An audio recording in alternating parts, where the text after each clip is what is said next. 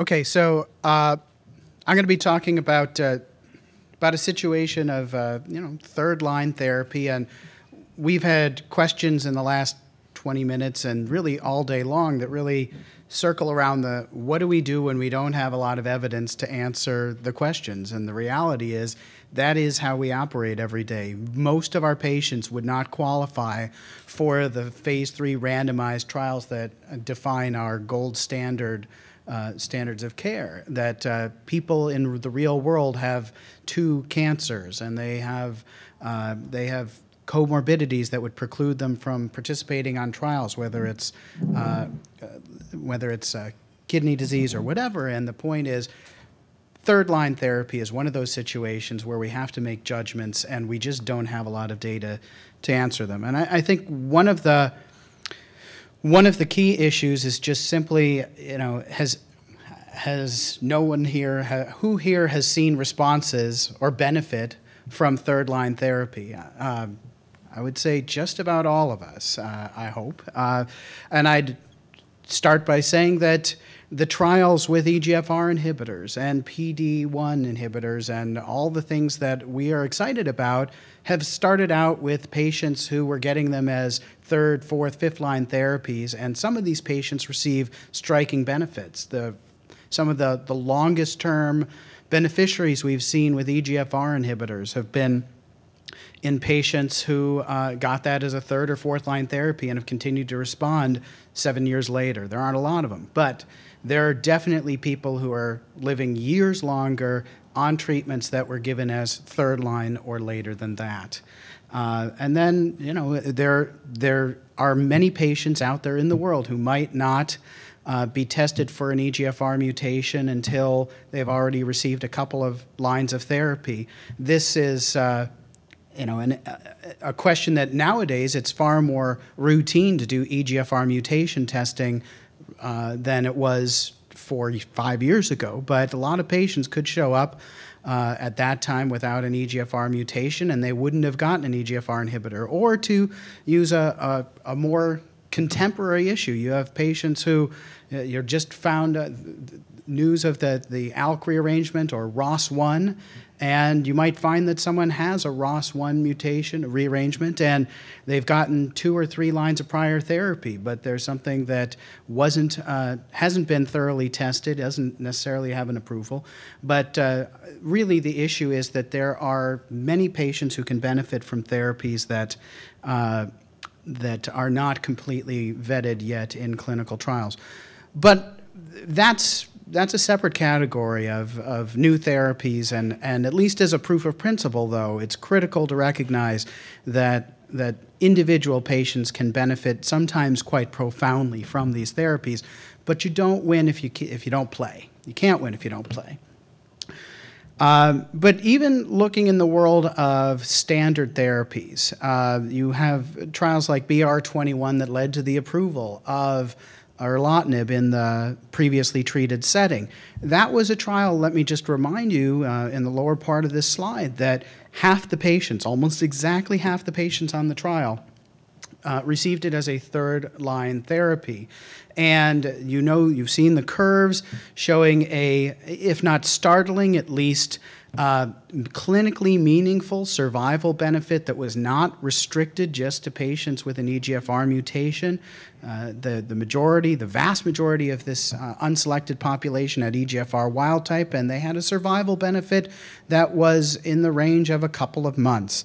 And there was no difference, as shown in the subset analysis here of by prior regimens, the exact same hazard ratio for patients who receive this in the third-line setting. And so it is not likely in a wild-type patient to lead to 3 years of benefit. But if it leads to 2 months of benefit from a tolerable FDA-approved regimen, why would you not give it? I can find, if I see a $5 bill on the ground, I don't see that often enough. But if I did, it's not going to change my life substantially, but I'll bend over to pick it up. And I think that, they're not paying me that well for this. So, no, it's fine. I'm not complaining. But anyway, the point is that if it is a tolerable regimen who wouldn't rather have 2 or 3 months longer of survival if you can? And it's a regimen that has been tested and approved.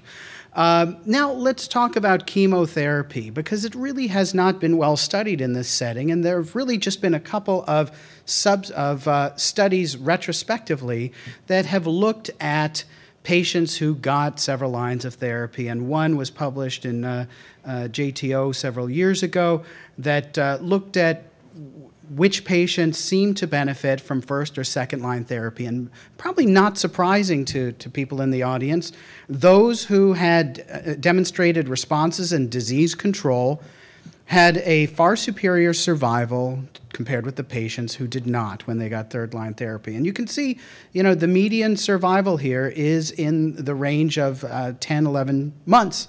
And the question is this just a marker for people who are going to do well anyway? We can't say that definitively, but really one of our principles that I think many of us have heard along the way in our training is responders respond. It's a humbling aspect of what we do that we can give the same well-thought-out, brilliant treatment plan, and out of 10 people, 2 or 3 might have an amazing response, and a couple might do extremely disappointing, and many fall between. But there are a couple of the patients, a minority of our patients, even with non-small cell lung cancer, will do amazingly well just based on the biology of the disease, and they respond to lots of things. And this really corroborates what I've certainly seen in the clinic, and I suspect many of you have, that you have some patients who respond extremely well to first-line chemotherapy, and they have a response to second-line therapy. And that's a minority of patients. We're talking about 5 to 10% who have a objective response, and a minority beyond that will have a modest tumor shrinkage, which all of my patients are thrilled to have. They aren't complaining if it's only 14% tumor shrinkage because it didn't meet the PR criteria. And we know also that a far greater proportion of patients on second-line docetaxel benefit from that than the 6% response rate suggests. So stable disease or minor responses translate to a survival benefit.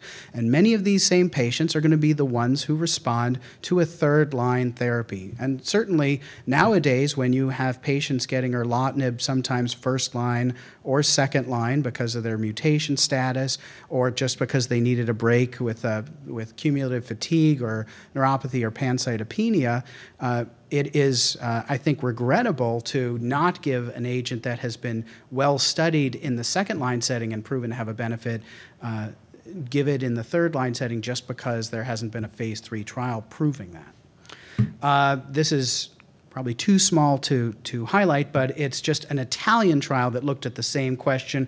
And at the bottom, it just points out that among the most important factors that was associated with benefit in terms of overall survival in the third-line setting, response or stable disease in the second-line setting was associated with the difference of 10.4 months versus 4 months, and that was statistically significant in the subset analysis. It was 143 patients at a single large center.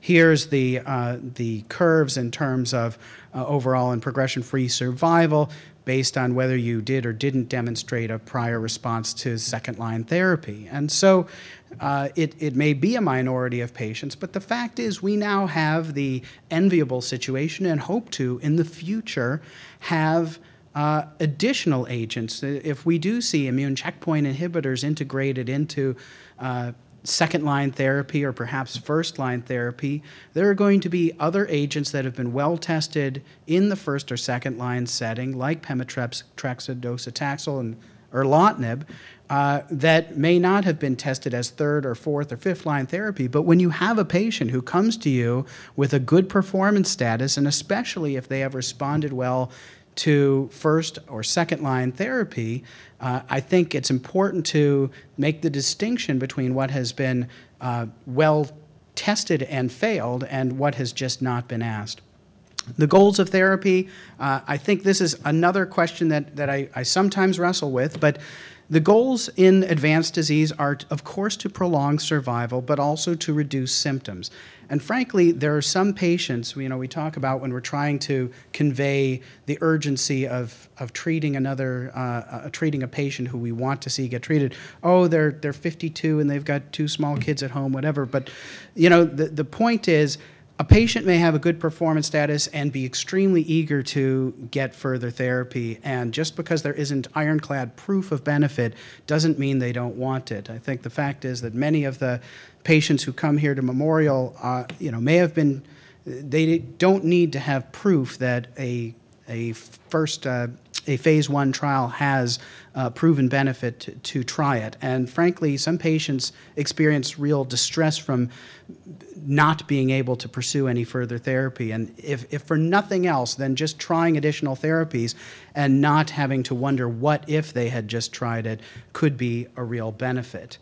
The fact is that in terms of prospective trials, there are really almost none of third-line treatment and beyond.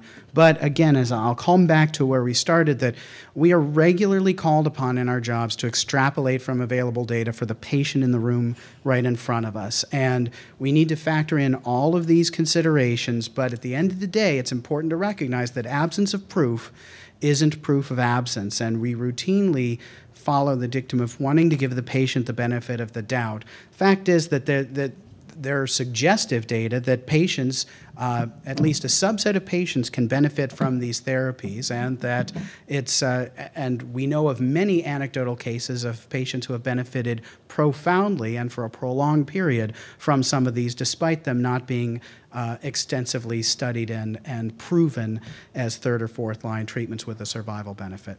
Thanks.